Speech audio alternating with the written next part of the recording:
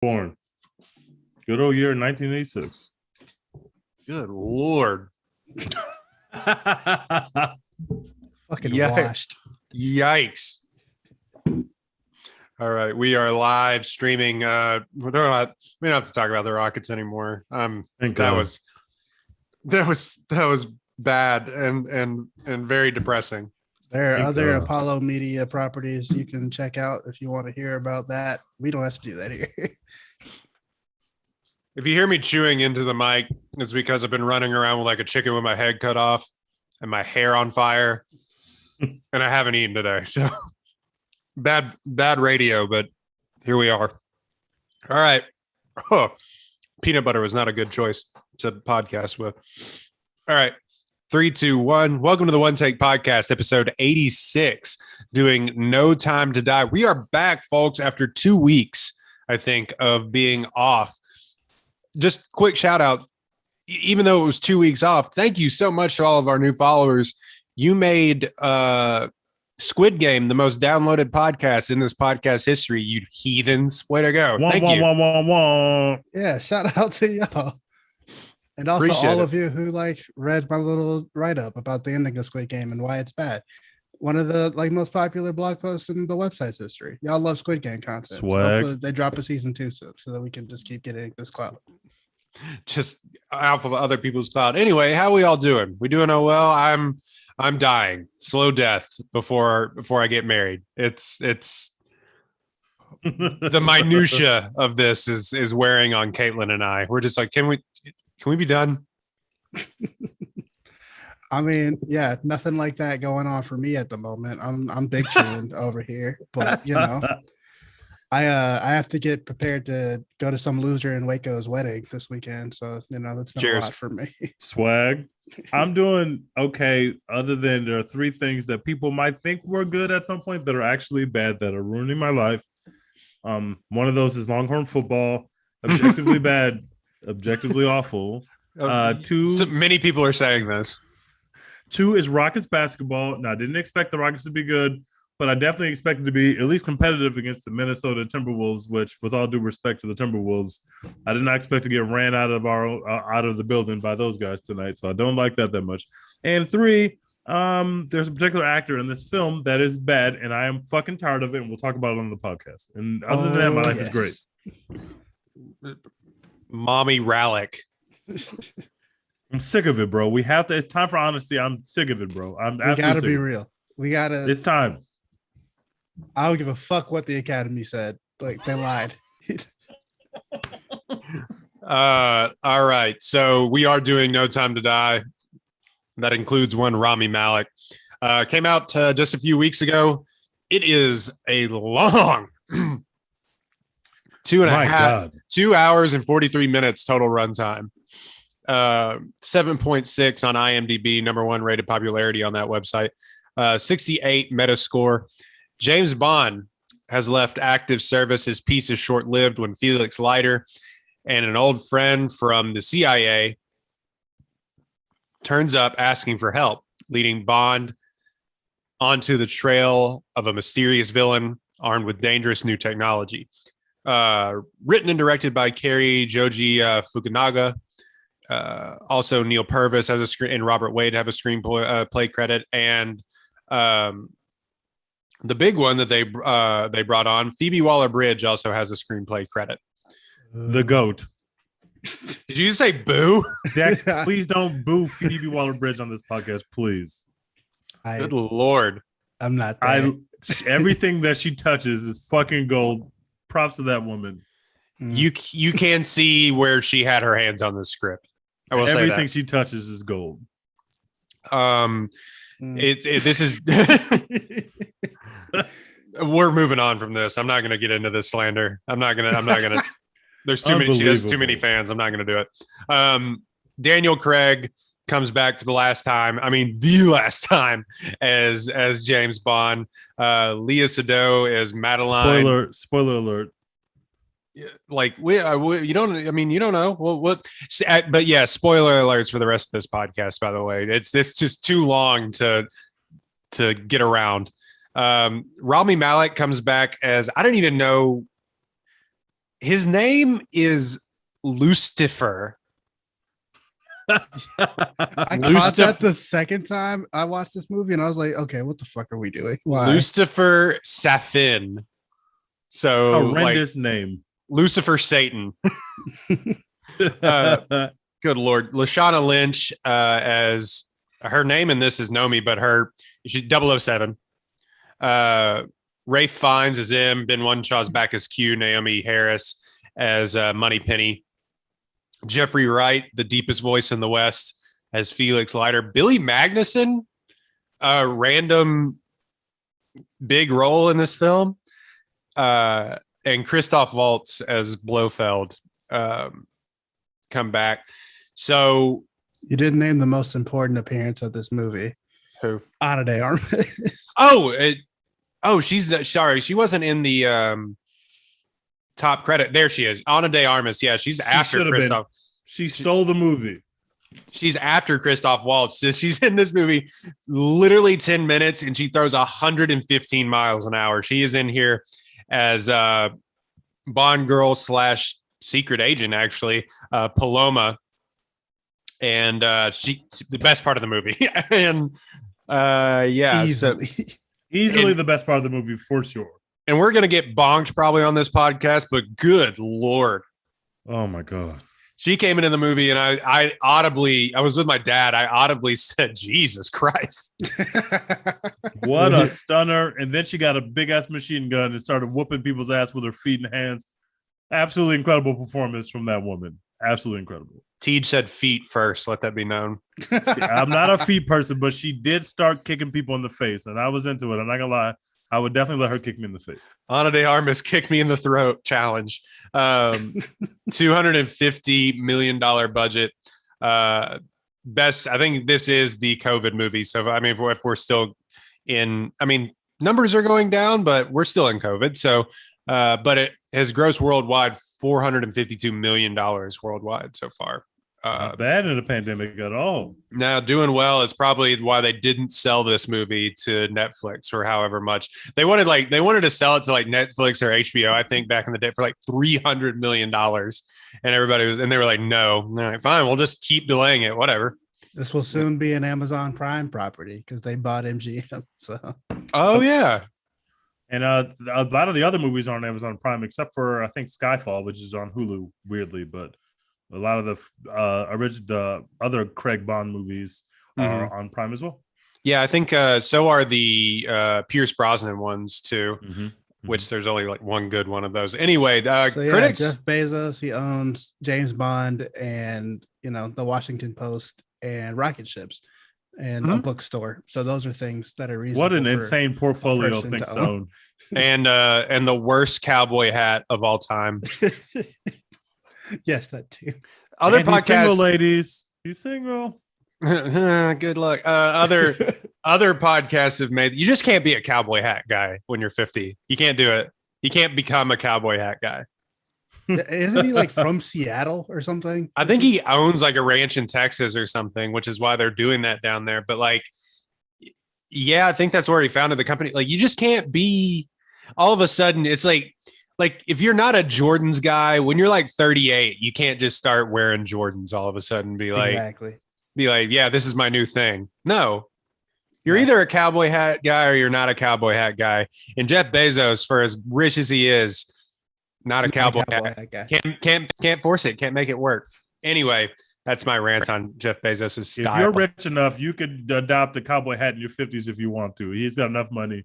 I can't hate on him. Still doesn't matter. It doesn't matter. You can have $18 billion, or however, $190 billion, but some dude from Cut and Shoot, Texas is going to wear that cowboy hat better than you ever could.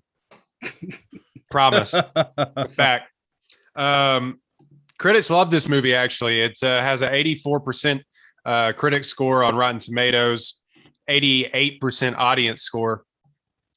It isn't the sleekest or most daring 007 adventure, but No Time to Die concludes Daniel Craig's franchise tenure in satisfying style. I agree mostly with that. There is a universe where, and it still kind of got some poopy pants internet haters for having a black female 007, or having, even though, spoiler alert, if you haven't seen the movie, log out right now.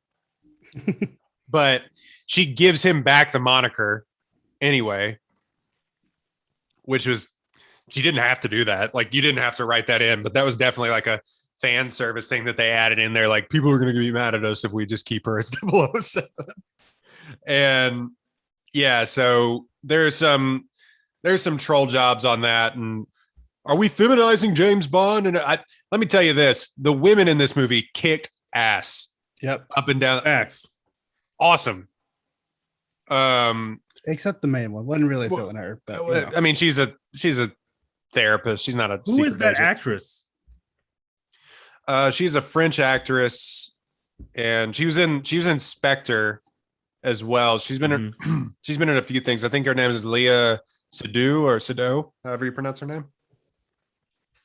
But she's also been in Midnight in Paris. She was in The Lobster. That's where I know her from. I get it now. I was like, who the fuck do I know this woman? That's one from The Lobster. I get it. She's gonna be in the French Dispatch. everyone's gonna be in that Yeah, movie. every single person in the world is gonna be in that movie. But yeah, so I've talked enough.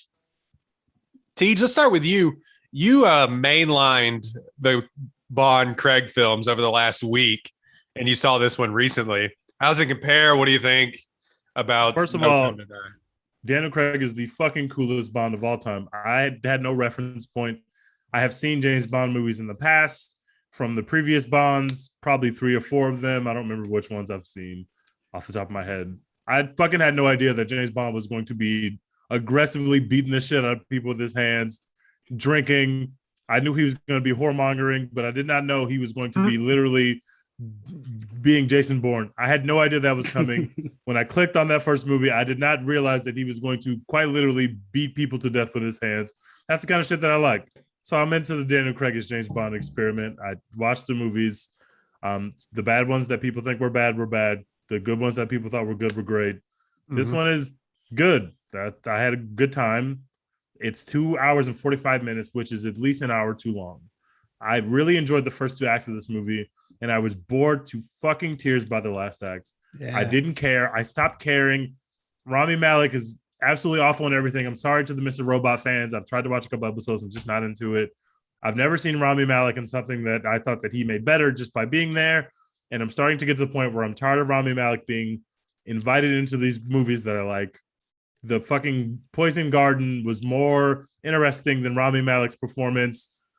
You have great people on Ana de Armas was incredible. She's on screen for 7 or 8 minutes, and Rami Malek is getting full-blown monologues that mean nothing to me. I know that this is where, spoiler alert, the Daniel Craig version of 007 dies. And they were obviously trying to play that out and get all the emotion out of it you could. But I couldn't help but thinking, God, I was really enjoying this movie an hour ago. And now I just don't care what happens to anybody in this film. I don't care. I do not care at all. So I enjoyed it for the first 2 acts.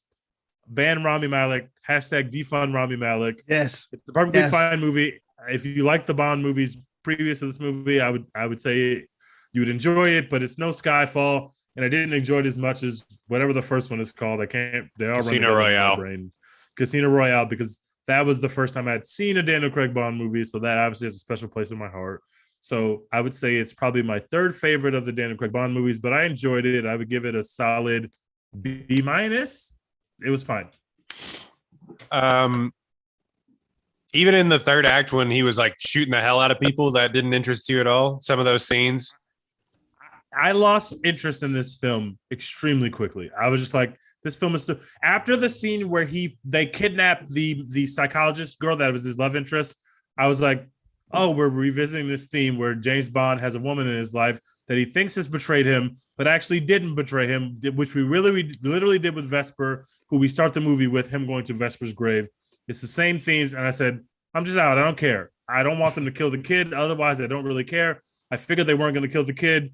Once the kid was safe, I really stopped caring. I didn't care what happened to anyone. The last act of this movie was just bang, bang, shoot 'em up, boom, boom, boom, monologue. And I was like, I couldn't care less. But getting to that point, I had a lot of fun. I feel you. I'm right, generally in the same place. Yeah, I feel like a lot of the time we end up in like the B- to B+ range on movies, but that's kind of where I am. I just got to give it a B. I liked a lot of stuff about it. I'm a James Bond noob for the most part. I've seen like 2 or 3 of the old Bond movies, and I couldn't even tell you which ones they are other than GoldenEye. And I've seen Skyfall like one time a few years ago. So, I ain't coming to this with like any crazy expectations or anything, but it's the last Daniel Craig Bond movie, and it's a big tentpole IP release in 2021. You don't get a ton of those. You got to go see them when they come out. So True. I was excited to go see it just because of that. It's been delayed for like a year and a half. Had to do it.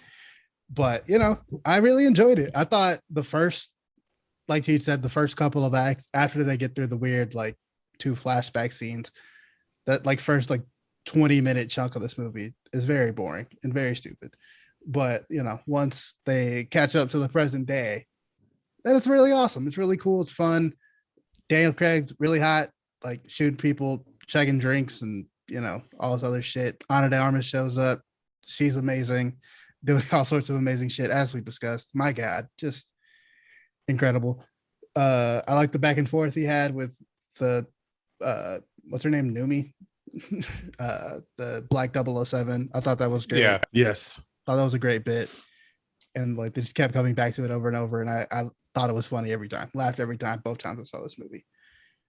The only thing I didn't like is Rami Malek and the love story. I guess if I had seen the other movies, I might care about this random lady a little bit more. She wouldn't be random to me, but I just watching this movie, I was like, I don't give a fuck what happened to this lady or her child. Tell you what, I saw the other movie. I still don't give a shit. And her just being like, oh, it's not your kid. And everyone being like, oh, that's funny. And then that very much is your kid. yeah, that's obviously your kid. We all know this. Like, what the fuck? That was really doing? stupid. All right, we all know it's his kid. He's got the same eyes. Even he knows it's his kid. What are we doing here? Yeah. What are we Although doing? plot hole, Tej, and you'll back me up here. After his balls were whacked to death, how's that dude having a kid? It's the It's the biggest plot hole in this whole point. thing. His balls were mangled in Casino Royale. What a great scene, by the way. Crazy. He was literally getting his balls mangled by someone, and all of a sudden now he's out here also shooting viable kids into people. But by the same token, he should have died at least 176 times by my computations before we got to this film. So I guess it works, because if James Bond is invincible, so is the offspring of James Bond. Also invincible until, of course, he died. But he was invincible before that, because he'd been in a lot of situations where he should have been dead. Yeah, my man took like 80 missiles to the face, and that's like how he They made sure you knew he was dead in this movie. There ain't no fucking way I'm coming back. Write me out. And don't even leave it open ended. Not even a little bit. Not even a hit. No, we're done. Fade to white. Out of here. Don't even find my DNA that they can clone me or anything. Like Daniel Craig said, I'm out. Blow all this shit up. We're done.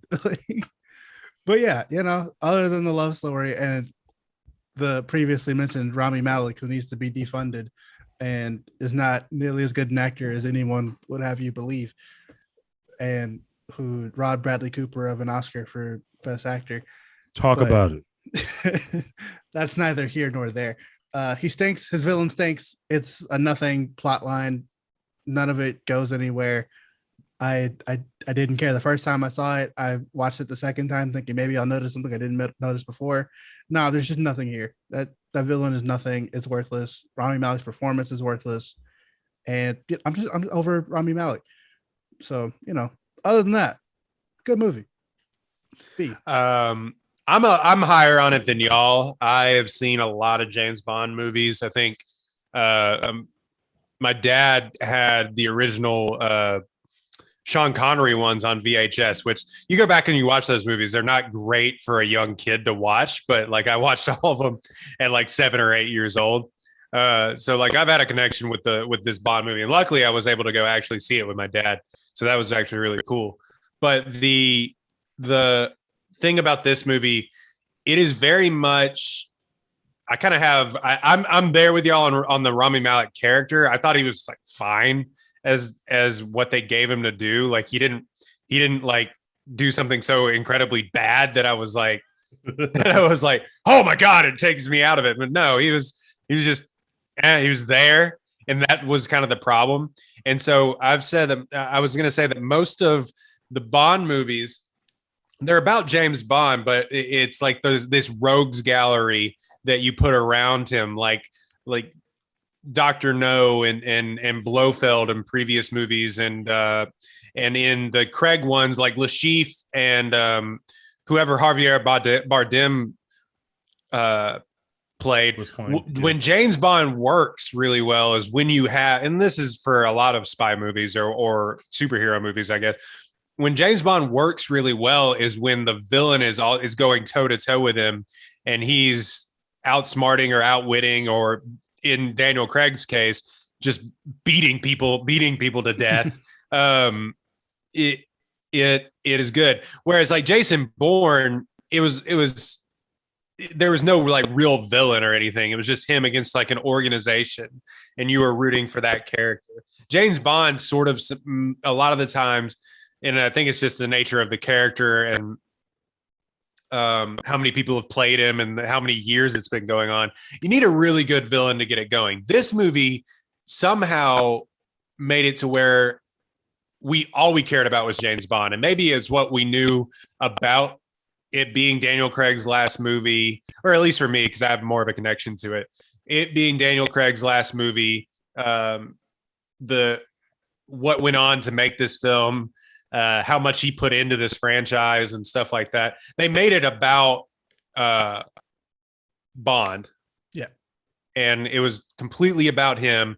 And even though like no one really cares about his marriage story, like I thought the woman that played Madeline was fine. Like I thought she was good, and she's very good looking. Like everyone in this film is hot. Everyone in this film, every single person is very good. It's crazy. But then I didn't care about the love story because of their interplay. I cared about it because it humanized the James Bond character more than what we've seen in previous films. Whereas, like, I guess with Vesper and the first, like he was angry and he was upset and everything, and they kind of tried to carry that through the whole series. Eventually, it kind of becomes dumb. Like, why are we still hung up on this? Maybe it was the first woman I ever loved that she didn't let me finish inside her or something like that. That was like the whole, like that. She was the first woman that ever didn't let me do that. Oh my God. But there was this character. I put this on Twitter. It's like they gave Craig more of room. Fukunaga gave Craig more room to act in this than in previous films. Whereas in previous films, it was kind of, I'm stoic and I'm going to go beat the shit out of everybody. And we're going to have awesome action sequences. And then I'll maybe have a character moment of like PTSD or flashback, or like I'm old and broken and done with this sort of thing. This is like, he was funny. He had great interplay. Like it felt like an older James Bond movie almost, with updated action sequences, which I think Fukunaga, credit to that guy. This movie came together so quickly. I thought it was going to be a piece of shit. Like seriously, like 2 years ago, they just kind of announced it. They were like, Rami Malek's the villain. We're filming. And I was like, no way that this movie is any good, because it just kind of came together, and then they were done filming. Yeah. And then it was just sitting. I was like, but apparently they knew what they had, because they were like, this is a good movie. And it was. I thought it was going to be terrible. I really did. I went in fully expecting. I was like, no way they land this on their feet after how boring Spectre was. Spectre was so boring. I was like, no way they landed on the feet. And Daniel Craig movies, I mean, he ended on a high note, because his movies have gone up, down, and now up. And he ends on a pretty good high note. I give it an A-. I really thought Fukunaga's action sequences kept me invested the entire time. That stair sequence, at the very end, though, when he's trying to get to open the the doors. Open I was invested, man. I was like, damn. Even though it was impossible because he got blown up by grenades, like he was using people as human shields. It was crazy. Dudes are firing like 80 shots at him, and he just comes back with like one single pistol shot to the dome. Like, Yeah. done. But yeah, I definitely wrote that down the second time. I was like, fucking climbing up a tower scenes like that give me every fucking time, no matter how many times I see the trope. Like Atomic Blonde or anything like that, any of those action scenes. I'm like, just any of it. Like, there are a lot of those in this franchise, specifically in the Craig one specifically. I kept noticing in every movie there was like a half abandoned, like half built building that he was scaling, and he's going from one floor to the next, just fighting people and avoiding people, and them shits always worked.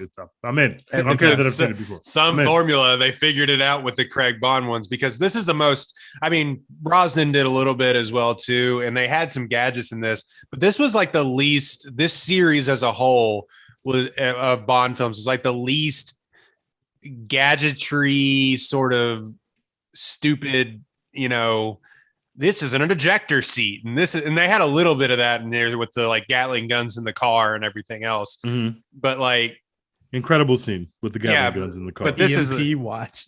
Yeah, so this is like the least bit of that kind of stupid stuff where it's like it feels real. The action feels real, and it feels like, oh, this is a guy that actually kills people for a living.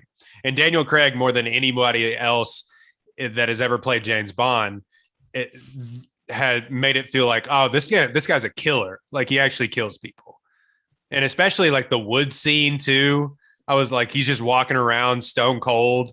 I was like, holy shit. It was incredible. I thought all the action sequences were great. Ana de Armas through a 115 miles an hour. Randy Johnson just coming in. Oh my God.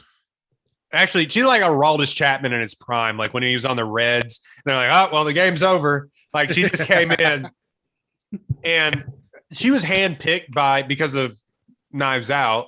She was handpicked by Daniel Craig to play this character. She whipped ass, man. She was great. I was just like, yeah. Before this, I was like, I don't know if like Ana de Armas is like a good actress or if she's just hot and I'm just willing to watch her do whatever. But not after watching this, I was like, okay, yeah, I'm in. She's got it. Like, she can do it. It's not like a Blake Lively situation where it's like, you're just looking at her, you don't want to hear her speak. Oh God. I thought she was pretty in Knives Out, and I loved her performance, but I wasn't like extremely. There were a lot of people that were really attracted to her in that film, and I was like, she was cool, I guess. When she walked on screen with that dress on, I said, oh, I was the one who was wrong about this. It was me. Like, I was the one who messed this up. Obviously, I did not see something that I clearly saw when she was in that dress. And then after I had already decided that I was wanting to marry her, she then started beating people up and shooting machine guns. I was just like, I can only get but so happy with this performance. And then she just turned it up a notch. She should have been in the entire movie. She was incredible. Props to Ana de Armas coming on the set for 2 or 3 days and literally taking the movie over. What a goddess. Yeah, I also had the thought, I have no idea how this person is now going to play Marilyn Monroe convincingly, but like, I'll watch it. Especially with her accent. Especially with her accent, it's kind of interesting that that's her next character. But no, she came in, and that scene was also like funny and like slapsticky. It felt like a completely different thing. Like he comes in and it's just like, of course, you just saw 1,000 people die from like a biogenetic weapon, but then he's like falling off he's like yakety sax, like falling off a building or like and like poured himself drinks and stuff like that. It's really, it felt like a cut scene in a video game or something. It was really weird, but it worked because of the interplay between Craig and de Armas. But like, how did y'all feel? Because it was so weird, right? Because he was like, "Want to have a drink?" Yeah, okay. Like, and he's like falling down into the bar and everything else. It's crazy. I don't know. Yeah, watching that, like the setup of that scene, I was like, okay, this is kind of stupid. Like, well, one, because I am not invested in like the Spectre thing or whatever. So I was like, why are all these people just in here having this big ass party? Like, do they not know that like James Bond is like right there? Do they not know what it looks like? Yeah, if you didn't see Spectre, you may be lost. Like this is one of the few. These Bond movies actually have a through line. I which did is- want to ask you about that. You people who have seen the rest of these Bond movies with Daniel Craig in them. Was this like a good way to end all that like Spectre shit? Because it seemed like they all just kind of died very quickly, like right there. And we were Extremely done with quickly. that forever. It was a very big retcon to begin with. There's some stuff with like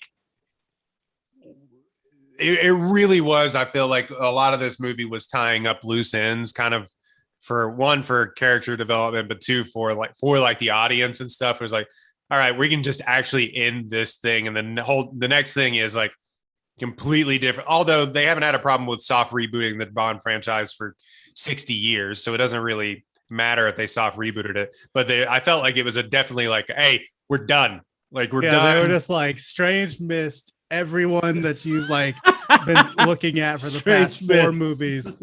Dead, don't question it. There was a weird miss at this party. It's over. Like we're done with that. Fuck them. Well, it was such a bad sort of boring plot in the last movie anyway, that this one organization runs the whole world sort of thing, the shadow organization. So just to kill them all off is like that's kind of funny. Yeah, we gathered them all in Cuba. We put a Strange mist into the party, and now they're all gone. No one has to worry about it ever again. But yeah, the setup for like the Ana de Armas scene, I was kind of like, this is weird. I don't understand. And then they started fighting people, and I was like, oh fuck yeah, this is amazing. I love everything about this. I am so fucking sold. Yeah, I backtracking to that, like you were saying, the first 20 minutes of this movie is sort of boring. Like the introduction of the Rami Malek character, where he like saves her in the ice, like that was stupid. It's like a I was into movie, it. I was fine with it. He had a cool mask on. It made it cool. I was fine with it. Him like, how old is Rami Malek? Is Rami Malek 70 years old? Like how old is he supposed to be? He's like, yeah, I don't know how old his character is. Like at the beginning where they like ended this movie, but how old is Rami Malek actually? Is he like in real life, like nearly 40 probably? He's probably way younger than I think. He's probably like 31, which will be weird. 40. Oh, really? He saved her when she was like 70, and all of a sudden, when she was like 7, and all of a sudden he's Rami Malek age when we see him when she's a grown up. Yeah, I'm like, wait, these people look like they're the same age. Also, him being like, we're both in love with Madeline. I was like, hold on, play it. Wait a minute. It was clear he was in love with her from their first counseling scene where he was like, you have those eyes and you're very gorgeous, and when you save someone, you share something with them. But it's from the Rami Malek sort of weird jaw whispered, what do you have those eyes that I saw in the like, oh dude, shut up. Ew. When you save somebody. Yeah. Like, yeah, we're both in love with her. And it's like, I spent 5 years with her every day, and you met her like a week ago. Yeah, we're both in love with her. Okay, cool. You met her as a 12-year-old and pulled her out of some ice. After you tried to kill her. Yeah. But yeah, that whole like initial scene where he's like this fucking Michael Myers character, like rising from the dead and then like, chasing her. Oh, I forgot about that. She unloads a clip on him. Yeah. And then he just why was she sitting there? I know she's a kid, but like as soon as she went down there, I was like, no, he's not dead. Don't go down there. Back up. Like, just let him lay there. Go get an adult. Why the fuck are you down there with him? Checking his whatever the fuck you're doing. You're a kid. Like, get away from him. He's a grown ass man. Did she think she was gonna go bury him somewhere? And that was like, why do you think you're gonna bury a grown ass man? Just leave him there and call someone. You're gonna bury this man and then just like live a peaceful life in the frozen woods until your dad shows back up from his spy missions. Like, yeah, until your assassin dad shows back up.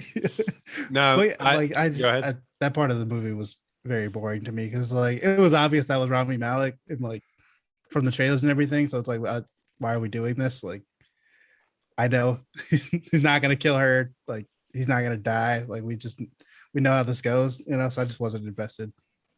Yeah, and then it takes a while to to get to the first action sequence, which admittedly is really cool. It is awesome. The car chase is incredible. That car, they beat the shit out of that car, and I was like, oh no, that's a $100,000 car. That car is so expensive.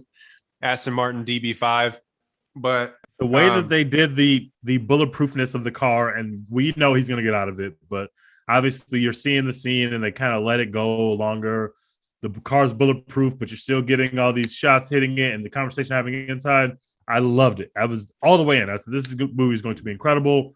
This scene is why I'm here. I want to see fight scenes. I want to see chases. I want to see the car and gadgets get him out of impossible situations. That's what I came here for.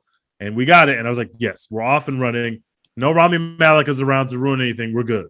Yeah, I just want my man driving nice ass cars through the European countryside and like shooting shit. It's amazing. That's a perfect sell for a movie. The crescendo of the James Bond theme when he's spinning around and shooting the miniguns is like, that was amazing. That was awesome. And Well, then yeah, he just dumps her. He's just like, you're done. You're done. I'm putting you on a train. You betrayed me. You tried to kill me. I'm mad about it, but like, you know, not gonna like do anything. You're just going on a train now. Bye. I did not understand how we're supposed to process that scene because this person, okay, there's one of two ways this ends. Either A, he's like a normal person and at least wants to ask a couple questions to figure out if he had actually been betrayed. If you're in love with this person and you trust this person 5 minutes ago, you're immediately ready to end this relationship without knowing for sure that she betrayed you. Seems ill-advised, but he has trust issues. Okay, cool. But then why are we leaving her alive? If you think that she's working with your ops to quite literally murder you, even though you love her, why are you leaving her alive to do it again? What would make her not do it again? I don't get that decision. So either believe what she says and stay with her, or don't believe what she says and literally murder her. Putting her on a train made no sense whatsoever. Agreed. Yeah. Like why That would have If she took a betrayed dark you, turn just if he gonna- just like strangled her to death. Like it was just like We would have got to the real level of the lunacy of James Bond, which I always thought from the beginning is that's where we were going to go. He was going to have like a literal break where he was just going rogue and snapping people's necks, and it got real awesome and dark, kind of like they did with that Archer dude in Marvel, which, you know, the Archer dude's not that cool. James Bond's incredibly cool.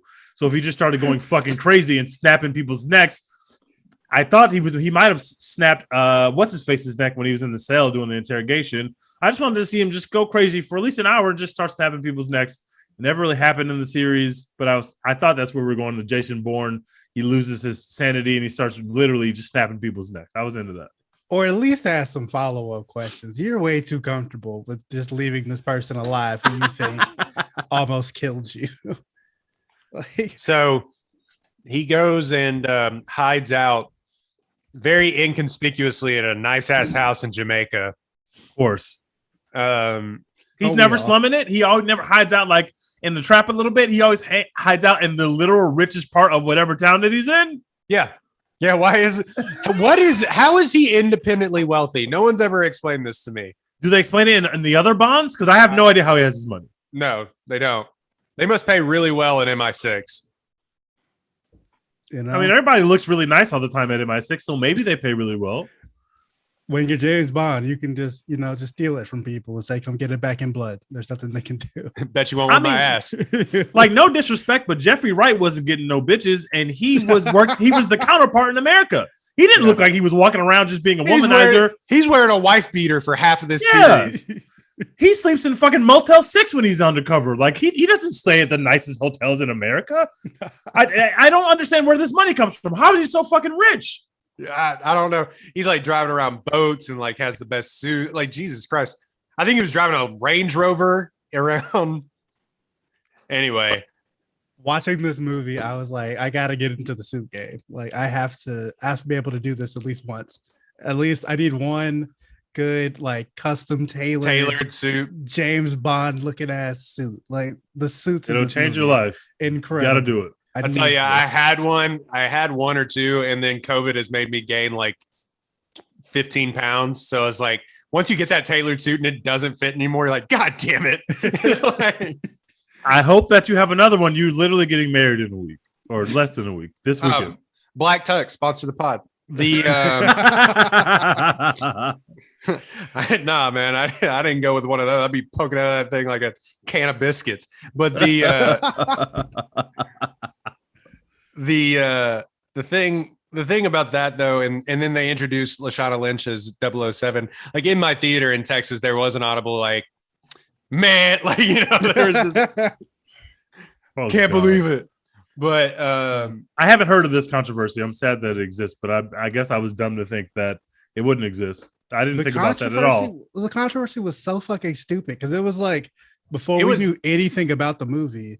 It was a year. It was like a year and a half ago, right? Like it first came out, it leaked that like, oh, she's gonna be 007. It's a black lady, and people got furious. Yeah, and they're like, "Oh what? my God. James Bond is a white man. You can't just recast all these characters. Why not? Colored people, because that's just not how it works. We couldn't make a white Black Panther, could we? No." We couldn't. Every Marvel movie is the white Black Panther, except for Black Panther. What are we talking about?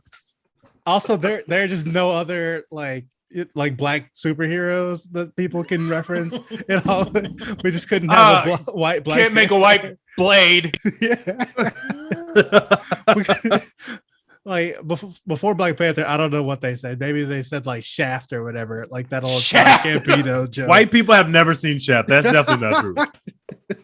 But like I don't know what the example they used before Black Panther came out, because that's literally all they can think of. We couldn't make Black Panther a white guy, could we? No. So why would we make James Bond a black woman? We couldn't do that. Superman's a white man. We couldn't make him like black. Or could we do a white Coming to America? Oh no, we couldn't. Something like that. Honestly, that would be racist. Honestly, though, you definitely could. I would definitely watch. That would be insanely racist. America they're coming over from Europe? That sucks. I hate it. I absolutely hate it. I fucking hate it. European prince is coming. Some Russian czar. This guy's like the Prince of Wales. That's not fun. There's no fun in that. Prince Harry's coming over? That's a much different movie. The Prince of Wales is moving to Austin, Texas. What is this barbecue? Good Lord, Frederick. This Franklin barbecue is bussin'. God damn it, we've done it. But yeah, like the controversy was fucking stupid from the beginning. Have you ever been to Austin city limits, Frederick? I saw Phoebe Bridges at Austin city limits. She's no Adele, but I will say she's swell. I'm glad I was not tuned in enough to the Bondiverse to know that this was a controversy, because I quite literally didn't think 1 second of seeing a black James Bond. I just said, "Oh yeah, he's retired. They probably replaced him." Like that makes sense to me in my brain. That was the most I thought about it. By the way, controversy, quote unquote. We use that like eye roll, quote unquote. There's like 10 people on Twitter. We know maybe Twitter trolls. Same thing with the Star Fox Wars News. universe when they got mad. And I think Fox News probably ran a headline of it or something like that. But Tucker Carlson got on and said, "What is America coming to? We're having black female James Bond? You never the British spy organization? What is wrong with America? If we have a female James Bond that also is still a whoremonger, I am in. Count me in. A very attractive woman who is literally only using people for sex and just focus on work. I am into this concept. Sign me up. She's like going to bars and like sexually harassing men. Yes, I'm in. Count me in. Damn, man, you look fine. Like she's the hottest woman in every bar, but she's literally just there to sexually harass men. And the men that are interested in her, she don't want them. She only wants the ones that she can sexually harass. There's so many like English women who I would be so fucking down to watch do this. I mean, you got your Lily James, your Haley Atwell. You're fucking just so many. Florence Pugh, obviously. She'd be a great James Bond. Can we talk about Jeffrey Wright? Okay, so yeah, to do that, Jeffrey Wright and Billy Magnuson, who, if you don't know, he's the himbo from Date Night is Billy Magnuson. Yeah. Oh, that's who that was. Yeah. So he's the He dumb was guy. He was way too. He felt like he was in a different movie. He was so over the top with his shucks. I love James Bond. I was like, who the fuck is this character? Why is this character in a James Bond movie? I didn't And understand. that's why, because it's Billy Magnuson. That's kind of the character. And then making him actually be the bad guy, like, oh, that guy stuck out like a sore thumb to me, a casual watcher, but somehow James Bond, who's a literal super spy, did not realize that this guy's just bad vibes and maybe I shouldn't trust this guy. There was something off about him immediately. Like, why is he's in a different movie? He's in a fucking. He did say old he school. smiles What's too he doing? much. He smiles too much. Yeah, like dude had a serial killer face. I like just couldn't get over it. I was like, "This, you just look untrustworthy. Like you just look like you have a skin suit in your home. Like you can't be trusted." And also, like I don't know how I feel about this because part of it is like a necessity in movies, and part of it is just like an annoying trope that they do. But like when he shows up the first time, the camera like just lingers on him that like extra beat. So you're like, oh, this guy's sketchy. I wonder what that's about. But I'm like, I get why you have to do that, but also it makes it less fun if you've seen a lot of movies like we have. Yeah. It's like I see where this is going. This is really stupid. It feels like they plucked that character out of they literally plucked him out of a National Lampoon's movie or something, and like he was in this movie, and I was just like, no, this doesn't make sense. This is a James Bond movie. It's supposed to be sleek. This guy's not good looking, when he's the only person in the movie that's not good looking, so that stands out. And also, he's just like absolutely like a Wait, did you say caricature Billy of a person. Magnuson wasn't good looking? Not compared to the other people on the screen. I didn't think that he was. He's standing next to Daniel Craig. Like, what? Yeah, Come on, man. Let's Let's get somebody sexy in there. He's not on the level. He's a good looking dude. Let's not get this twisted. I mean, Jeffrey Wright is not like the best looking guy, but he's also like much older, so you put him in a different category. This dude seemed to be younger than Daniel Craig, and Daniel Craig would clean him up at the bar. This guy wouldn't get a second look at the bar if Daniel Craig was standing next to him. Yeah, you've seen, dudes who look like Billy Magnuson at your local frat event or whatever. Like that's true. You've never seen a Daniel Craig in your life. It just doesn't happen. And neither has any woman in the James Bond universe, because literally every woman that he sees wants to be with him immediately. That guy is the greatest of all time. He did feel like a character from like a previous Bond movie. That's why it's kind of interesting when they sort of mix, because Casino Royale is basically, it's just Jason Bourne. It's like hyper realism. Like there's not any gadgets really in it or anything. And then they sort of add gadgets and make it like a spy-ish sort of cheesy spy films later on in the series. And this was like a good mix of both of those. But whereas it is weird where you get that weird intersection of old campy Bond films and new sleek Bond films. It makes perfect sense. And it's just like, there's a weird, and that, I guess that is Billy Magnuson in this, is like, which movie are you? Yeah. It's like you you see the dissonance. Yeah. He also nearly kills James, like he nearly beats James Bond to death. Like, so it's like a weird, That scene was awesome. Not gonna lie to you. That fight scene was great in the boat, in the hull of the boat. I did like that.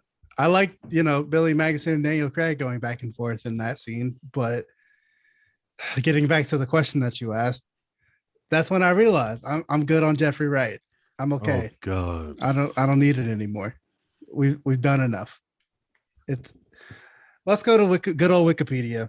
I'm so ashamed. What are we doing? We're going to Wikipedia. We're looking at the filmography Of what? I cannot believe of Jeffrey Wright. Dex came onto this podcast to slander black actors. I am so sad about this. Hey, he's not a bad actor. He's got a great voice. He's really good at what he does. He just does it too much. I'm counting here. Since 2018, we got.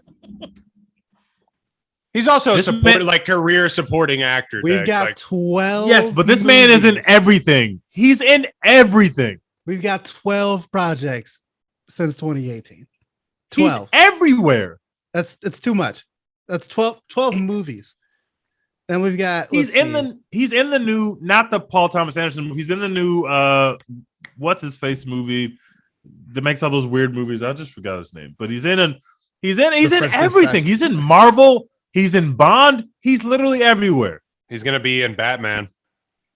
So yeah, we got 12 movies, 7 Is he TV going to be shows, Commissioner Gordon? Who's he a going to be? video game. Like I can this see is, that. This is too much. It's too much. A I'm good. video game. We need to find another wise old black man. Like he's had his time, okay? And I think it's time for his run to end. It's time to pass the mantle on, find a new avatar. Disagree with you. This is so unfair. Hollywood can only have one at a time. And I think Jeffrey Wright did a great job for his run. But like Daniel Craig, I think it's time for his time to end and for him to pass on the mantle to a new wise old black man. I'm sure there's someone, I can't think of a name right now. That's why I'm not a Hollywood scout. There's somebody who is turning like 45 to 50 years old. They never know what age we are because they have no idea how black people age. But there's some black man with a beard. I'm still trying to figure it out. There's some black man with a beard somewhere and a deep voice that you can put in all these projects moving forward instead of having Jeffrey Wright do every fucking thing. That's all I'm saying. Oh my God. I appreciate Jeffrey Wright. I do have noticed that he's literally in everything ever made. And that does get a bit crazy because there are plenty of other black actors that would love the opportunities. But also, I cannot hate on Jeffrey Wright. Give me all the Jeffrey Wright that you deem responsible or deem that we should get. I'm Team Jeffrey Wright in this situation. And I thought he did a great job. Who's the guy in Candyman? Abdul. Yeah. No, not yet. Not yet. No, he's talking about the black dude who was like in the store. Coleman Domingo. Coleman Domingo. Yeah. Yes. Is he the new Jeffrey Wright? Is that who? If we're replacing Jeffrey Wright with Coleman Domingo, that is an upgrade. I will give Dex that. I'm in. See, but he's actually not that much younger than he's like 3 years younger than Jeffrey Wright. The problem is Coleman Domingo, I feel like, is a better actor and like, other things than just being wise and old and black. Like he can be like crazy and weird in a way Jeffrey Wright can't really be. True. I don't think. Jeffrey Wright's voice, man. I know that's your whole knock on it, is that it's just the voice thing. It's like warm honey butter, man. It's just like incredible voice. I would do everything. If I had that voice, I would be like, what commercial do you want me to do? Tampax? All right, I'll do Tampax. Like what do you want me to do? Like Dodge Ram? Okay, I mean it's gonna be tough to follow, but I'll do it. Somewhere out there's some. What do you want me to do? AR-15s? I'll do it. What is some new wise old black man that we can find. I know there is. Please apply. Send your applications, your videos, your voice notes to @OneTakePod on Twitter, and we will get you the Jeffrey Wright bag. I think that this is the most sort of character development they even gave him in these films too. He's in like, and that's the character of Felix Leiter. It's kind of a joke. It's always just the joke is in the books and the movies is that, the CIA comes in and just leaves everything to the British to do. But this is the most that he's had to do in any of these films.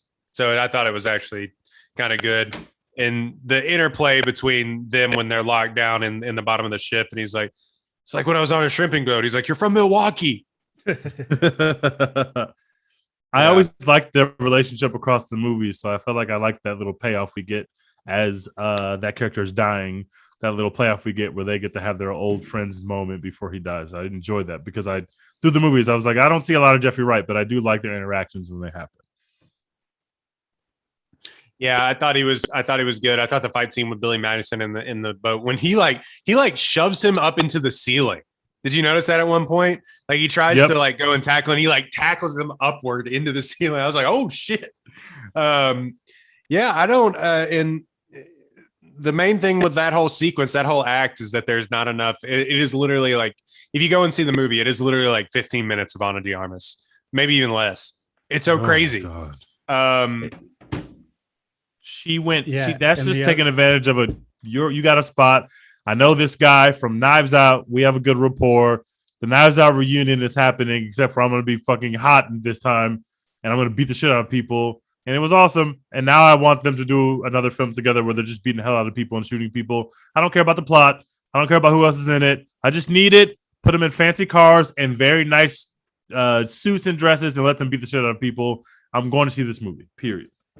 Ana de Armas in this movie, it was like watching like an NBA playoff game or something, and they put in like some random bench player who's like comes in and makes 3 straight threes, and you're like, holy shit, this is the Shake Milton game. Like this is like, we're going to remember this forever. Like I will never forget where I was when Ana de Armas / Shake Milton came in off the bench and put up 12 points in 8 minutes. Troy Daniels is knocking down threes. What the fuck is this? So basically, Ana de Armas is Terrence Mann, and she came in and quite literally changed the playoff series. At a 50-point You looked up and said, this person I never heard of had a 40-point playoff game. How did this happen? That's what Ana de Armas did. She went absolutely insane. She left the movie. I said, please don't leave this film. I was having so much fun. It was my favorite part of the movie. Please don't leave this film. I need you next to him every step of the way. And maybe if they had her beating the shit out of Mr. Boring at the end, it would have been a much greater ending because I needed her. I needed her very badly.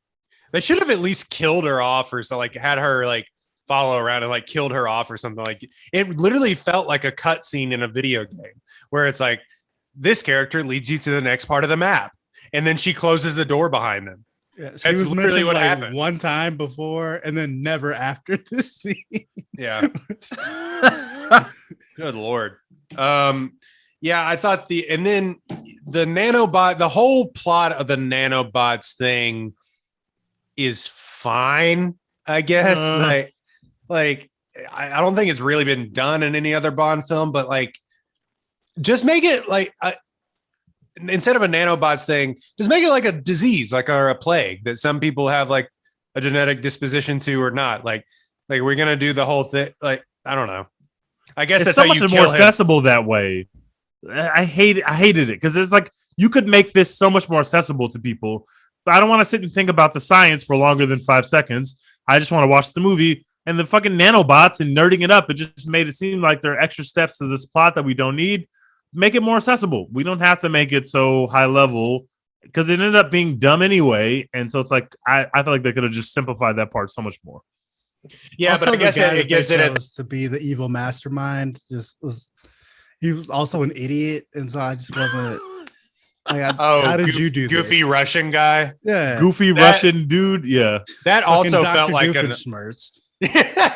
that also felt like an old Bond sort of thing too, where it's like, okay, we're just gonna have this comic relief dummy in the middle of these movies. Like, he's like farting and shitting on screen. Like, what is this?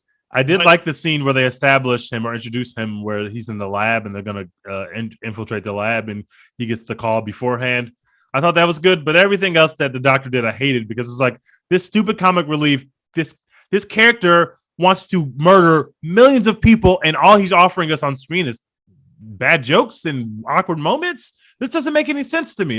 This is such a sinister plot. I thought it was a weird choice to make that character. Well, like I don't think he was the bad guy. I think it was just like he was tapped to like reset. So he wasn't actually really like a huge bad guy.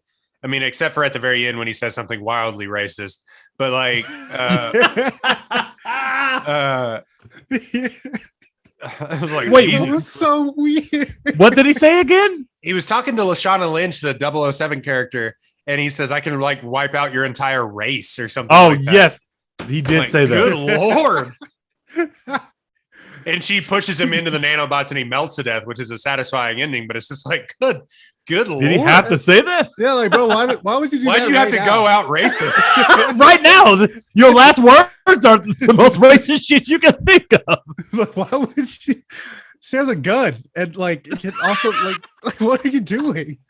She also practices fighting, and you've never been in a fight before. What? Like, wow, is this the right decision? Yeah, you're like on this precarious ass bridge over this fucking acid river. Like, literally. not the time to be getting your racial epitaphs off. man. I will end you, negress. Like, what are you doing?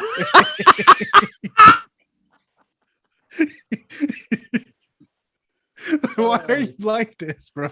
Oh my god. That's what you could pull from your heart at this moment, bro. That's what we're doing. He had to reach down deep for that one. He's like, you know what? If it were up to me, I'd kill all the black people in the world with these nanobots. Oh man. Yeah, that the scene where they go and they get him though, that those magnets and shit and the camera work in there. That was dope as hell. That's why I think Fukunaga, I think he was the best director for this. Like the way he operates the camera and how he frames all these action scenes and explosions and everything. It's great. It's fantastic. That elevator thing with the magnets was extremely dope. That was really cool. That was a nice. I wrote down two things about that scene. First, I wrote down people walking either up or down a skyscraper and breaching it gets me every time. Mission Impossible, fucking Fast and Furious movies, James Bond. It doesn't matter what movie. The Dark Knight, doesn't matter what it is. People walking up and down a glass skyscraper and breaching it. Dope every time. The movie Skyscraper with Dwayne Johnson. I've never seen that movie, but I'm sure it's so amazing. Yeah. It's exactly what you expect it to be. But I also wrote down 2021 will be remembered as the year that like action directors discovered magnets. Like that's been like a big like a big 3 movies now. In a bunch of major blockbusters is like fucking magnets. Like, we're just gonna throw some magnets in here. No, yeah, I think that whole scene was really good. I think the forest scene though, when well, let's talk about this because fans of this movie are going to be like, why didn't you talk about it? Them bringing back Christoph Waltz's Blofeld. I almost would have rather, and they give him like a villain moment. They're like, I tried to kill you, James, and I'm the one that set you up at Vespa's grave or whatever. But because he was such a boring ass, nothing character inspector. And Blofeld's like the arch in canon is like the arch nemesis of James Bond. And there's some weird back and forth of how that character specifically has come in and out of James Bond movies because like it's like Spider-Man in the MCU, like they didn't own the rights to the character for a long time until a guy recently died before Spectre. And so they just got it. Like after he died, they're like, R.I.P. Bozo. Wow. R.I.P. Bozo. But I need this character. So I would have just rather have him be the bad guy again and let Christoph Waltz try a cook 100% instead agree. of having a nothing Rami Malek. 100% agree. Yeah, like, that's definitely what I thought. You have a literal goat on screen. He's sitting on your bench waiting to be deployed in the way that you see fit as the coach, and you sub out Joel Embiid and you put in Shake Milton and say, carry us to the finals. Carry us to the win. It doesn't make any sense. Just let the Waltz character get his bars off. You already had a good start with him literally setting up James Bond being killed in that way from jail. He's saying random gibberish, and apparently it's being heard by people. He's orchestrating this stuff. That's just cool. I'm into that. I'm fine with that. And I would much rather see Christoph Waltz on the screen giving bars before we kill James Bond than Rami Malek. It just doesn't make sense to me. Because James Bond never, like the arch nemesis, he never like hand-to-hand fist fights like the arch nemesis. It's never like a battle to the death. It's always like he fights off the henchman until one of them like cuts his leg and he falls, and then the gay Bond villain gets to come in and say something like real quippy, and they never like fight to the death because he would beat the shit out of them. Every single one, like he does at the end of the movie with Rami Malek. Like Rami Malek had to shoot him twice for him to even stand a chance. Have a chance. My man shot him like 6 times in the spine, and James Bond lost 0 athleticism. And still beat the hell out of him, broke his arm, and then shot. Although I will say it was really satisfying. He just, instead of just letting him do like some weird or letting him die or whatever, he just shoots him in the head and leaves. It's just like, yeah, that's fine. But yeah, it's just, that's how Bond villains work. So it's not like you needed Christoph Waltz to be really present all the time for it to be a good Bond villain. I was just saying, like, let him do it. Let him run it back. Like, you brought him back for a reason. Yes, Let him run it just back. let him. James Bond killing him by mistake is not nearly. It's like when they had Catwoman kill Bane, or however they set that up. Like, we were just like, oh, we were all really invested in Bane, and then the way that you got rid of the Bane character on the screen is really stupid, and also the characters that are remaining aren't as compelling as Bane. It's the same thing. The character that we are leaving for the end is not nearly as compelling as the character you just killed off in the second act. Just basic entertainment. Like, we want to have the most entertaining characters meet up at the end for their final confrontation in whatever form that takes. And you don't get that when you have a GOAT actor who could go crazy and you let Rami Malek carry us home, and Rami Malek can't fight. He's not particularly smart, and we don't understand like how he could ever be James Bond's equal. He's never James Bond's equal. He's just ahead of him and doing random scheme things. But when they're face to face, we don't see this person as an equal to James Bond, so we're less invested in the outcome of the fight.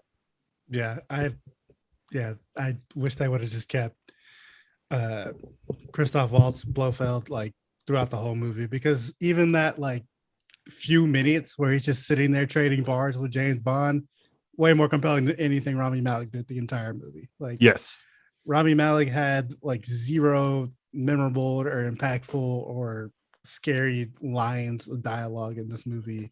He gave 0 bars. Like, he just whispered at James Bond while holding a child. Like, bro, what stop. What was the mouth thing he was doing when he was speaking? I could not understand where he was trying to go. I think that's just his mouth. That's just Rami Malek's move. It just always sounds like Rami Malek's teeth are too big for his mouth. And so he talks that way. Like, I don't like it. I'm not here This for is it. very interesting. It's not.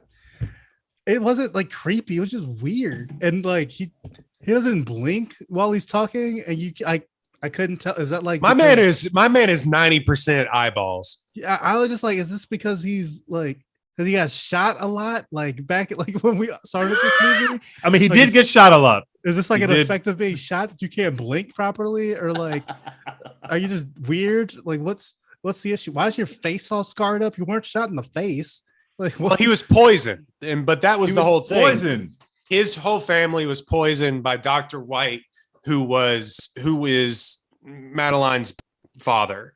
And Dr. White's in Casino Royale and some other movie. I think he's in Spectre Yeah, he died in Spectre, I believe. or but no, he did he only got like a half dose of poison, so he didn't die like everybody else. or Yeah, what? something like that. Like his mother protected him or something like that, and he was the only one that didn't die. And my father has flowers. yeah, yeah, and then they're just like, Do you know Take what me these flowers do? take me to your poison island. Like, no, I don't care. It could really hurt you very badly. And we're just like, oh God. Oh God. I brought you a memory box. I find memories evocative. Like, get the fuck out of here. And then he kidnaps the girl, and then she just, by the way, Madeline gets out. That one-eyed guy got 18 times in this movie. That guy had an incredibly bad game. He had 17 turnovers. He had 3 assists and 1 rebound and 0 points. Like, he had an incredibly bad game. fumbled every assignment he was given throughout this movie and kept getting promoted. Like, he went out bad in the playoffs for one team. They paid him big money to come over to another team, and he continued to completely fail every time he was assigned something. I don't understand why he kept. What was happening? How did that guy keep getting jobs? Failed upwards into a max contract. Like, he's the Brock Osweiler of these assignments. he really. Brock Osweiler. That's good. The other one I had come up with was Eiler Hero, because he's got like a little Tyler Hero vibe. Eiler Hero. Eiler Hero. Holy shit. Oh God. But the I don't know. I think that was funny because she just got away so easily. She's like, this tea will hurt you. And he's like, what? And she pours it in his face. Like, what is that? But Rami Malek kidnaps that girl and then just lets her go. It was just like, fuck it. I don't need this kid. Whatever. Also, She's his annoying deal for was- 2 seconds, and he's like, "Fuck this." No, his deal was, I'll trade someone I love for someone you love. I'll give you your daughter that you met yesterday, and in exchange, you give me the woman that you were in love with for 5 years. Like, is that what he was proposing? I did not understand that. Why would I take that as James Bond? Like, fuck this kid. No, like, not to be rude to this kid. I just fucking met this kid. I'm in love with this woman. I realized that now she did not betray me, and I want to rekindle that love. Why would I trade that for this kid that you're telling me is mine, that I don't know is mine, who I met yesterday? You got to keep the kid, bro. You got to keep the kid. You can't. I'm trading that kid in. I can make another kid. I didn't even know I had a kid until yesterday. I don't even know this kid. This kid seems like they might have bad vibes. Kid doesn't even speak English. Like, what are we going to talk about? the kid has bad vibes. James Bond's like, I don't know about this. You gotta pull your Michael Jordan out and say, fuck them kids. I will take my woman back and I will leave your poison lab and have a nice day, fam. I'm not sitting here watching French cartoons every day. Like, I'm good. She didn't even like what I cooked her. Fuck this. She was just like, it's all right. Like, nah, get the fuck out of here. You can stay in the poison island. That'd be funny. Like, they all make it off the poison island there.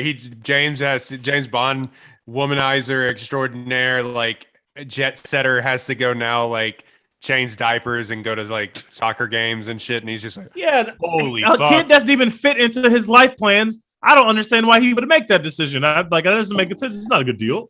James Bond out here getting the orange slices together for halftime. Like, nah, don't you know I've killed 1,000 people? But yeah, well, I will say this: Daniel Craig's damn near 60. So like, this is true. Like, man, that's a really good looking man. That's crazy that he's in great shape. He's in incredible shape. He was beating ass in this film. Him and Keanu Reeves are really holding it down for the old players out there, and I respect what they're doing. They're out there, and Tom Cruise. Never forget my goat, Tom Cruise. They're putting their bodies on the line for us. They're beating the shit out of people in all these movies, which hurts in real life, and they're still fucking doing it. And props to Daniel Craig. I hope he continues to fight people. I hope his next films are not where he's not beating the shit out of people. I want to see him fight people longer. Well, I think he's done with this whole thing, the action thing. I think he is. I think he's doing the one accent that he knows how to do, character actor, Kentucky accent that he knows how to do. Oh God. Not the one he did in Knives Out. We don't even need to hear that one anymore. He signed on for like 8 Knives Out movies. So. Okay, he can keep doing that accent in those films, but not in the other films. He needs to do something else. No, I think because it's like he said he would. The funniest thing about this whole movie, this whole process, was he said he would rather slit his wrist than come be James Bond again. And then they're like, "How about $50 million?" He's like, "When do I show up on set?" Wait. He said that like in the press. Yeah, he said I would rather slit my wrist than be James Bond again. And he said, I'm never coming back after Spectre, because he hurt himself a lot. Like he broke his ankle, like he broke his shoulder, like he had to have knee surgery and all this stuff. Like he really hurt himself. Holy shit.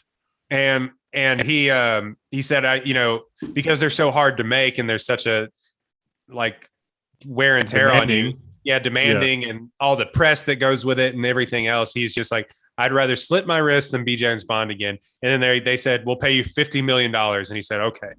I too would sacrifice my physical well-being. He made the right fucking decision. Yeah. And I get to hang out with Anna de Armas a little longer. I'm in. Yeah. Somebody said he's fucking in. He lives a great life. He's married to Rachel Weisz. Like he's blessed. But like Rachel Weisz is incredible. The incredible actress. He is, but I think somebody said this initially when they were like, there's a movie on Apple TV now called Becoming Bond, actually, which goes into like them casting Daniel Craig. But he likes making the movies more than he likes being James Bond. Like, you know what I mean? Like some people would be like I feel like Sean Connery was like, I like being James Bond. You know what I mean?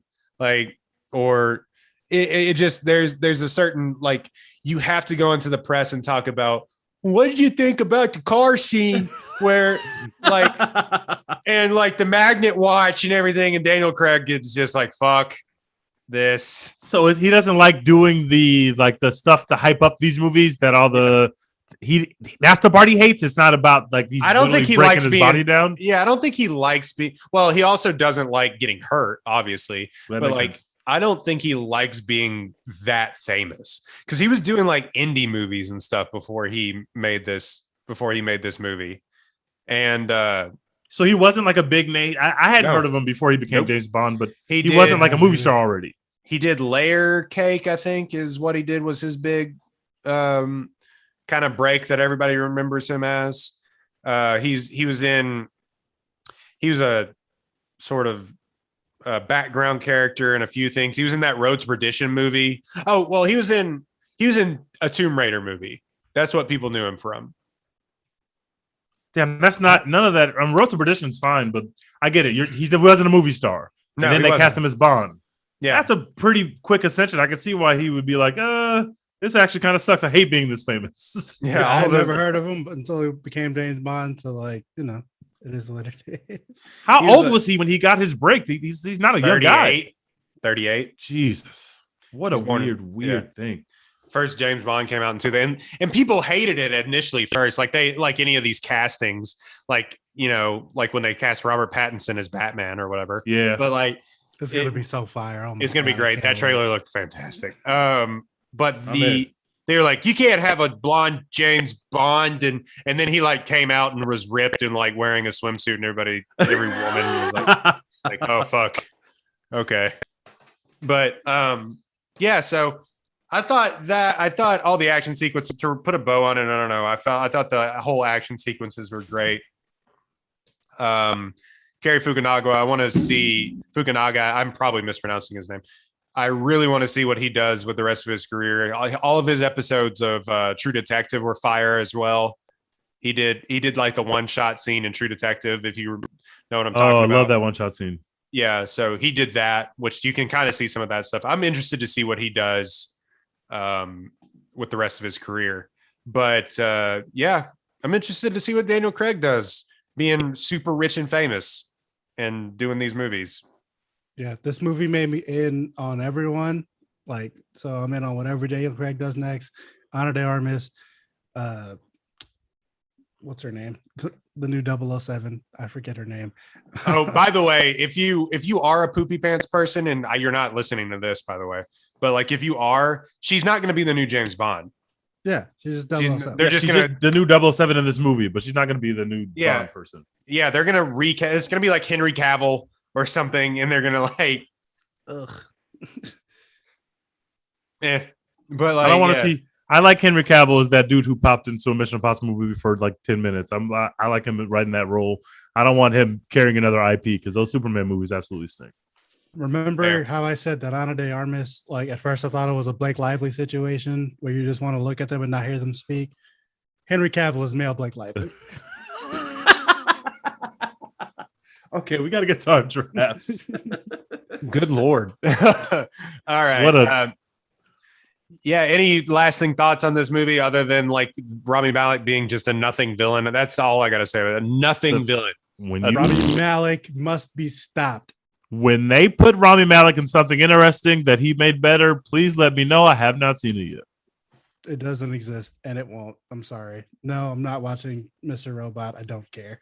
I fell asleep on the first couple episodes about 4 times, and I think that was the clearest indication that it wasn't the show for me. I maintain that the first season's really good, but you can't say the first season's incredible, and that just means the rest of the show is ass. So, yeah. We need to start the campaign for a new wise old black man. Jeffrey Wright, it's time to retire. Hang it up. You had your run. Oh, Rami Malek, retire. Hang it up. You had your run. You got your Oscar that you didn't deserve, and now you're done. So, finally, yeah, didn't. Oh God. Anyway, you know my bit on his Freddie Mercury character. Anyway, he oh God. Daniel Craig was a producer on this movie. This is my final thought. He said, "Kill me, bitch."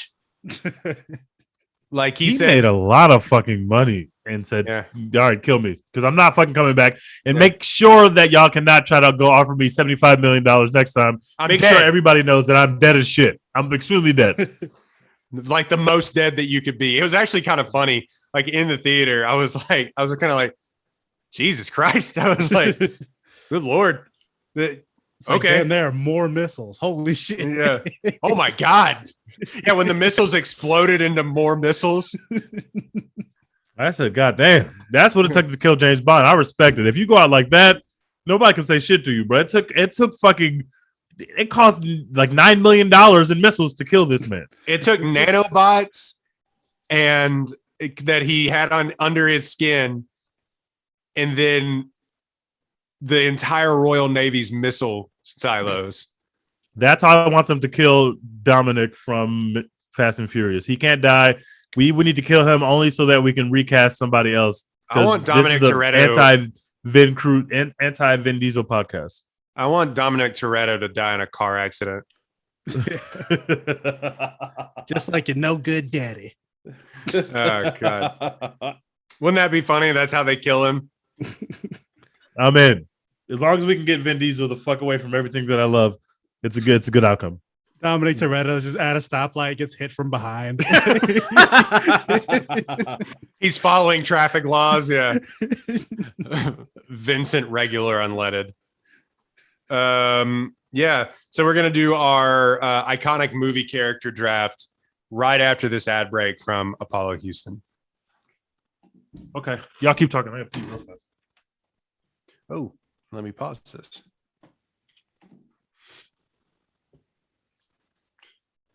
Oh, Hop on the account so I can live tweet these. I gotta Do you have find any it. rules? Has to be in more than one movie as the same character. I got you. That's my only caveat. Okay. I'm with you. And James Bond is on the table. Huh? James Bond is on the table. Yes, yeah, absolutely. Doesn't have to be the same person playing the character, but Has to be in more than one movie as the same character. Yep. Oh God, these lists go so many different places. When you Oh, Google. yeah. Good Lord. Fucking Edna Mode is on this list. What one did you find? It's on empireonline.com, the 100 greatest movie character. Oh, She's yeah. number That's 100. Edna Mode. I guess it counts. She's been in multiple movies. Yeah, okay. We can. Edna Mode. What's our order gonna be? There's only 3 of us. It doesn't matter that much. Whichever you want to say. All right, we'll go. Royden, you go first. I'll go Okay. the middle. Teach you take the turn. Okay. All right, let me.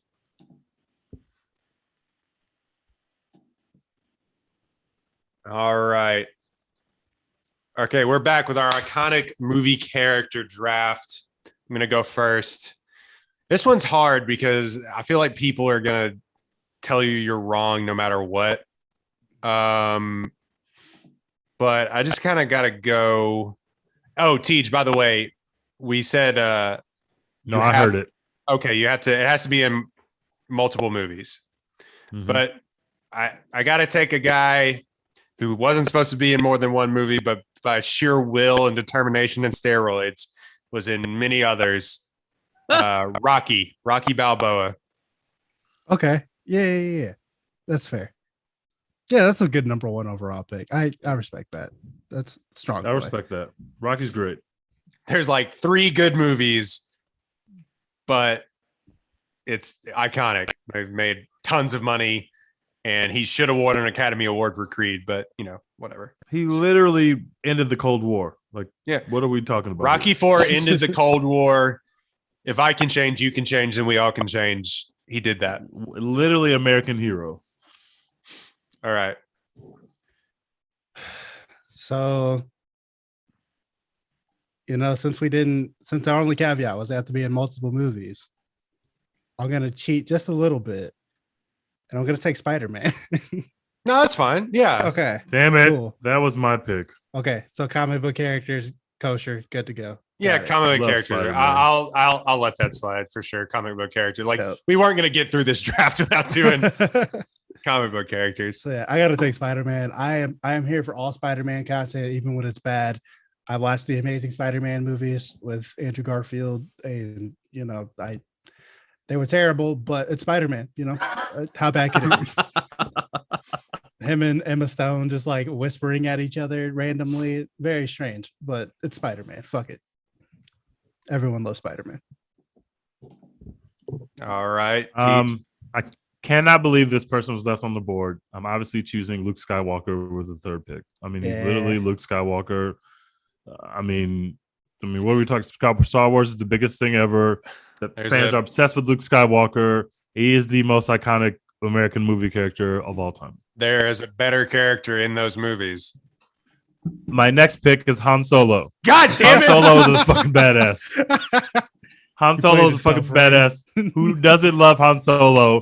He literally got his own solo film. He's great. He's an iconic movie character. I give the whole draft and stay in Star Wars and win the whole damn thing with just Star Wars. This is like if you could draft all the women from UConn basketball and then play against the rest of the teams. My team's going to be all Star Wars, and I'm going to win the championship with them, even though I only have one farm organization. Thank you so much. You bitch. You played yourself. I don't know why. I thought we were having a conversation. I thought we were just like we normally do. You walked yourself into it. Holy shit. God damn. Let's see. I try to catch up on tweeting the draft picks as I'm doing this. Peek behind the curtain, folks. Yeah. Live TV. I'm going to take Neo from the Matrix. Good one. I obviously like the other Matrix movies aren't that good, but clearly if you've seen any of the hype for Matrix 4, you know that is not stopped. Like the hype for Neo. Everyone fucking loves Neo. Mm-hmm. And Keanu Reeves was amazing in that movie by not really doing much of anything, to be honest. It was just really fucking cool. So give me Neo. Quite literally just going, whoa. All right, my next one is a White's favorite, according to Dex. Indiana Jones, Harrison Ford. Absolutely a white favorite. Yeah. Yep. People of color do not be rocking with Indiana Jones like that. At all. Let's be completely clear. Indiana Jones might be fucking amazing. I just wouldn't know. They're making another one. You will not see my black ass at the theater watching this film. No, y'all can have that. I can have love Indiana that for Jones. y'all. Like you're not gonna go see that on $5 Tuesday. Give me a fucking break. I'm not. I have never seen an Indiana Jones movie. All I know is that they're extremely racist, and I don't want no parts of those films. Harrison Ford is 98 years old. I don't. That's true. Harrison Ford is Han Solo to me. That's all he is to me, and other things, but he's definitely not Indiana Jones. Han Solo's racist. Fair point. Let's see. Then I'm gonna go with Vito Corleone. Nice. Ooh. You haven't even seen those movies. I don't give a fuck. I'm calling fraud on this pick. 2 characters have played it and won 2 Academy Awards. You can't like. I'm calling fraudulent on this pick. If you have not seen both Doesn't of matter. those films, Doesn't matter. I'll allow it, but I just want the audience to know. you have to see The Godfather 2. liar. It's so good. You think Kansas City really did the draft research on Patrick Mahomes? Or did they know that he could throw far? Andy Reid was in them trenches watching Texas Tech every fucking week. And that's not easy to do because Texas Tech football absolutely stinks. All right. So it's not like it was the most fun experience of his life to watch Texas Tech football that much, but he did it and it paid off. They said Texas Tech boy throw ball far, and that's how they picked him up, and he got into a great offense. This is me with that. I guess we have to allow it, but the audience has to know Royden's a fraud. That's all I'm saying. They won't know on Twitter. Thank you. It's my pick. I am very slow with tweeting tonight. Let's see. I'm going to take. Fuck it. Cop out. Batman. He's just gonna go. I knew you were gonna take Batman. If you can take Batman is multiple- iconic. if you can take multiple Star Wars characters back to back, I can take these like legendary comic book characters that everyone in the world is familiar with. Robert Pattinson is going to be the best Batman. I'm calling it now. Ooh. Oh, that's a high bar. I love Christian Bale, and the Batman, they did what they could for the time, but Robert Pattinson, that dude's got it. Book it. Y'all know I'm not on this podcast to give DC any credit. Those Batman movies look amazing. I am so in. Please don't ruin this for us, DC. It has to be a slapper. I can't wait. Teed 2 picks. All right, it's my pick. 2 picks. All right, my next pick, another Star Wars character, Jar Jar. No, I'm just kidding. Hey, I mean, for he's in multiple movies technically. My next pick, everybody loves him, even though we hate the actor that plays him, Dominic Toretto. Oh, I mean, ew. people love Dominic Toretto. Do they? He is the lead in the most popular movie series of all time, or one of them at least. People must identify with him. I hate Vin Diesel, but he's obviously an iconic character. He can never be killed. As we learned in Fast 9, he literally can't die. And for my next pick, when I was a teen, I loved him just like every other teen in America at the time, Harry Potter. Harry Potter is an iconic movie character. He's fucking awesome. I love Harry Potter. I am a Harry Potter stan account. I can't wait for us to do a Harry Potter film on this podcast. Is Harry Potter awesome, or is the Harry Potter world awesome because they can do magic? Both. And even though J.K. Rowling is bad and she's a bad person and she's been canceled many times, I did not know that at the time I was consuming those books and movies, and those books and movies still fucking slap. I'm sorry. Please don't cancel me. Does Thank you. becoming the richest woman in England just make you say weird shit? Or was that there when she was making the books? J.K. Rowling was always a problematic white person. She just got a whole bunch of money and she wrote something super dope, and then it allowed us to see how problematic she was. And I just wish that she never started a Twitter account. That would have been better for everyone. She got rich and started throwing up heat checks. Just fuck it. Like, who gonna stop me? Transgenders, right, guys? No. She could have literally just stayed off of Twitter and kept her opinions to herself, and she would have been as loved as Mariah Carey. Everybody loves Mariah Carey. Mariah Carey shuts up and minds her business, and she does crazy stuff, and people like that as long as you don't say anything crazy. And Mariah Carey never says anything crazy. Comes on Twitter a few times a month to remind you that Christmas songs get played. Makes $90 bajillion at Christmas time every year and minds her business and stays out of the damn headlines. She doesn't log on Twitter talking about transgender people. Please, J.K. Rowling, stop.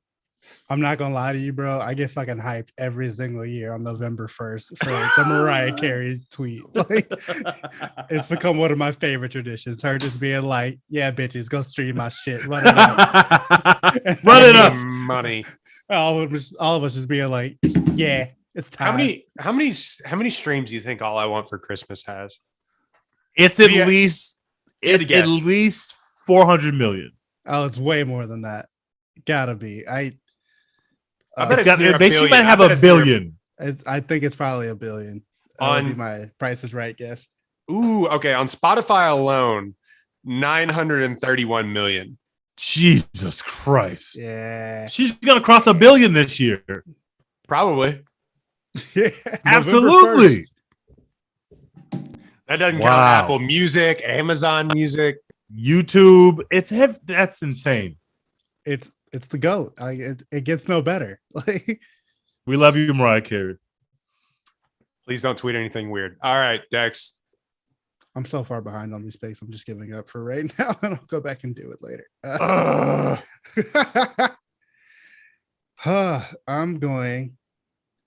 just gonna play from the heart and just pick someone who is very near and dear to me. I'm gonna go with Shrek. I fucking love Shrek. What? Shrek is fucking awesome. I fucking love Shrek. I have the Shrek series like on a Blu-ray box set because I saw it in Walmart on sale one time. And I even like the Forever After one, even the Forever After one. Ugh. Yeah, I'll just put on a Shrek movie every now and then. I fucking love Shrek. Shrek is hilarious. You know, Shrek. Shrek.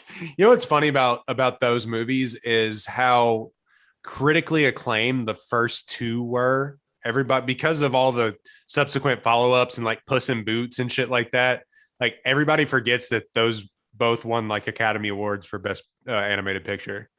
Because they're incredible. First two are awesome. The adult humor in those is incredible. I guess just to end it, I mean, I don't want to end it on a whimper, but also, yeah, James Bond. Yeah. Makes sense. 23 fucking movies. Like, good Lord. There's a reason they keep making them, because people are like, he's cool. I want to be cool because I'm not cool. I'll never be this cool, but I can go live vicariously through a hot, cool person. I'm going to go do that. Now, it's better when they're not like 2.5 hours long. Like, if they live sort of like in the 2-hour range, I think this is where these movies are, you know, chef's kiss.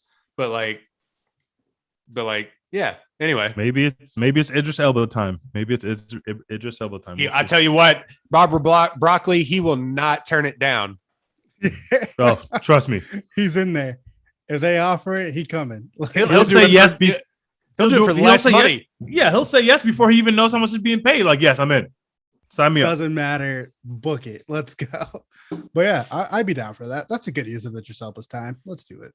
Well, real quick, let's look at James Bond replacements and see what we think, and then we'll wrap this up.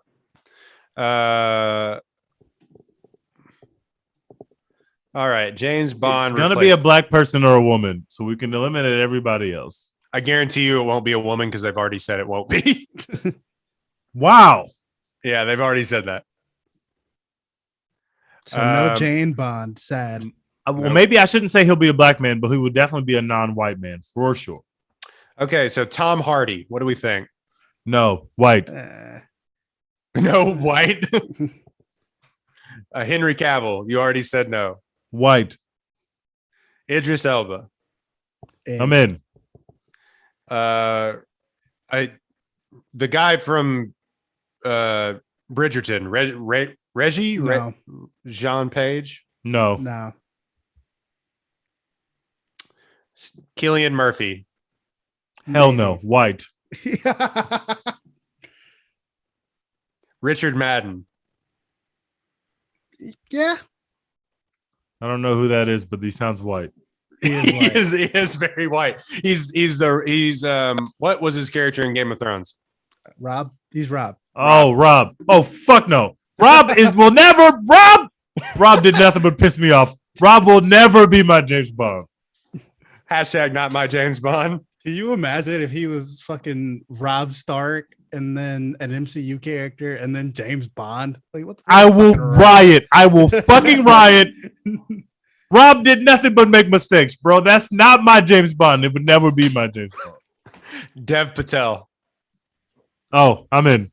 Yeah, we could do that. If he puts on some, he doesn't even really have to put on any muscle. or Oh anything. wait, no, I have him confused. I guess I could still do that, but I was thinking of a different person. I was thinking Riz Ahmed in my head when you said. Oh, I could do Riz Ahmed. That's racist. Yeah. I know. I'm sorry. I apologize to all of our listeners who might have been offended. I don't know when I'll be putting on this headset again. There's a drive in the teeth. But yes, also Riz Ahmed could and should probably he's like that dude's hot as shit too. Like, holy crap. And it's also British, so it works. Yeah. Tom Hiddleston. No. Much love to Tom Hiddleston. No. Here's my one that I really think could actually do it. And if you want a person of color, Henry Golding. Yeah. Oh, is that Crazy Rich Asians guy? Yeah. It is. Yes. I can see it. He's a little young though, right? Is James? I guess James Bond hasn't always been old. He's in his 30s. He's like 30. That we just did Daniel Craig. He's like 65. That's true. Yeah, true. It doesn't, movies, Harrison Ford like literally is like 85, like he's about to, or 78, he's about to do another action Indiana Jones. It doesn't matter how old you are anymore. Wait, Harrison Ford is going to be in the new Indiana Jones movie? I didn't know that. No, What? he is Indiana No. Jones. Did you not know that? How? Have you seen Harrison Ford lately? What do you mean he's Indiana Jones? What the fuck is he gonna do? Wait, does Indiana Jones fight people? He's gonna be fucking swinging through the forest or some shit. Have y'all seen Harrison Ford lately, guys? This is not going to work. Hey, well, they gotta try it. He just likes being high and crashing planes. Doesn't really. I I'm looked sure up- white people will love it. I looked at some Indiana Jones gifts. There's no way Harrison Ford's doing any of this shit at his age. This is insane. This is not happening. John Boyega or Daniel Kaluuya. Yes and yes. Give me Kaluuya as Kaluuya. Bond, Yeah. or Brian Tyree Henry as Bond. I'm in. I'm fucking in. I forgot you have the Brian Tyree Henry thing. I couldn't remember who it was, but I love yes, him. Okay. I love him. I'm buying all the stock. I've purchased all the stock. I'm I here. gotta That's a tough look after the. That's a tough look after the. Godzilla versus Kong movie, but okay. Is Hey, it? it was not his fault that they gave him nothing to do. Tough look. Kyle Chandler's James Bond. Kyle Chandler. Coach Taylor. Bond. Coach Taylor as James Bond is amazing. Love Coach Taylor. He'll always be Coach Taylor. Doesn't matter what he does. No, but him as M though would actually work. Like, listen, James, you are not my double. That is not my 007. You are my 007. Do you understand me right now? I need you to go out there and be a team leader. Do you understand me right now? All these girls are want to try to suck your dick, but let me tell you something. You got to focus on the mission, son. Listen here, James. The Russians are coming. All right. Good All times. right. Good times. It was good to be back. Programming note: I am getting married. Bwah, bwah, bwah, bwah, bwah. He will soon be Mr. Royden Watley. So- Yes, absolutely. That is what's sure. Turn up. No, so thank you to all the people after Caitlin was in her accident that tweeted me and stuff. Like, I really appreciate it. If you listen to this, thank you so much. Get well, Caitlin. Yeah, so We love you, Caitlin. So we are still going on with our wedding and everything else. Dex will be there trying to stomp a hole through the dance floor to Copperhead Road. Of course. And, Turn up. 17 White Claws deep, trying to impress Caitlin's nursing friends. and we will. So I'm going to drop this episode as soon as possible. If you're listening to this, and then after that, we're going to go on another break for a little bit because of life and honeymooning and things like that. So we're going to just know that. Just be thinking of We that. will be back. We will be back, and we'll probably be doing Dune the next time we talk. Actually, Oh, I can't Hell fucking wait. Yeah. yeah, we'll probably be doing Dune, if not a throwback review, which is kind of what happens when we can't get to the movies. Just so you know, that is what happens when we can't get to the movies. What movies are on TV? All right, so yeah, we are you, not watching Dune on HBO Max. We are going Nah, to a movie sorry. theater. I'm We're absolutely going to be in the movie theater. I can't fucking wait. Support This real weekend, cinema. it's going down. Take your ass to a movie theater and see Dune in IMAX or Dolby Cinema or whatever the fuck they got where you go to the movies. Like, those the biggest screen you can those find. chairs at Cinemark that shake and blow water on you. I can't fucking wait. Yeah, so we're gonna go. Was probably Dune next podcast. All right, so strap in, go see that, or just watch it on HBO Max if you're not comfortable. I don't give a shit, but actually go to the theater. Anyway, you can find us at One Take Podcast on all of your podcasting networks and platforms. We really appreciate the downloads and the listens. Like we said, our last episode was the most downloaded episode ever. We would appreciate if this one was the most downloaded episode ever. One Take Pod on Instagram, Twitter, and TikTok, and YouTube. One Take Podcast on YouTube as well. Stream these episodes before they drop on the podcasting platforms. Dex, what are we doing? Hashtag support Florence Pugh. Hashtag defund Rami Malek. I love it. Also, if you go to Apollo HOU, use the promo code One Take Pod, you can get 10% off on any Houston sports merch or a One Take Podcast shirt, which we would really appreciate you buying. With promo code One Take Pod for 10% off. The Astros are up 3-2 when you're listening to this in the ALCS Boo. over the Boston Red Sox. Boo, Red Sox as well. I mean, sorry to the Yankees, but not sorry. Yeah, this has to be like your worst nightmare, right? Yeah, I As have a Yankees fan?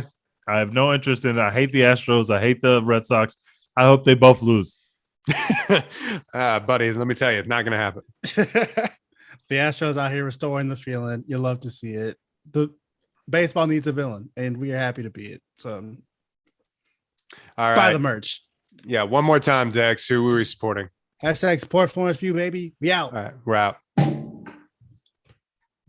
Great episode, man. Yeah, good times, guys. Next time I see you, you'll be